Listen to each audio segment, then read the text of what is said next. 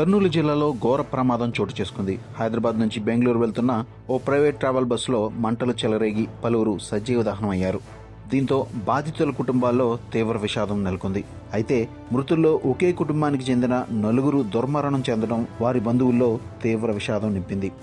వీరిని నెల్లూరు జిల్లా వింజమూరు మండలం గొల్లవారిపల్లి గ్రామానికి చెందిన వారిగా గుర్తించారు.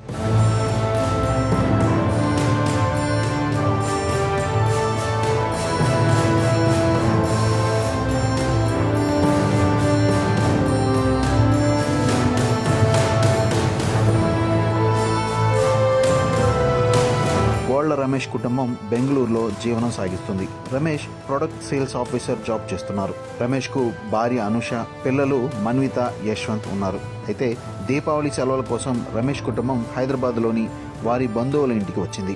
గత రాత్రి వీరు హైదరాబాద్ నుంచి ప్రైవేట్ ట్రావెల్ బస్సులో బెంగళూరుకు బయలుదేరారు. వీరి బస్సు కర్నూలు జిల్లాలోని చిన్న టేకూరు సమీపంలో ప్రమాదానికి గురైంది. బైక్ను ఢీకొట్టిన తర్వాత మంటలు చెలరేగడంతో బస్సు పూర్తిగా దగ్ధమైంది. ఈ ప్రమాదంలో రమేష్ కుటుంబంలోని నలుగురు మృతి చెందారు. ఈ విషయం తెలిసి రమేష్, అనూషల కుటుంబ సభ్యులు, బంధువులు కర్నూలు చేరుకుంటున్నారు. బస్సులో పలువురు సజీవ దహనం కాగా కొందరు బస్సు అద్దాలు పగలగొట్టి బయటకు రావడంతో ప్రాణాలు దక్కించుకున్నారు. ఈ ప్రమాదంలో గాయపడిన వారికి కర్నూలు ఆసుపత్రిలో చికిత్స అందిస్తున్నారు.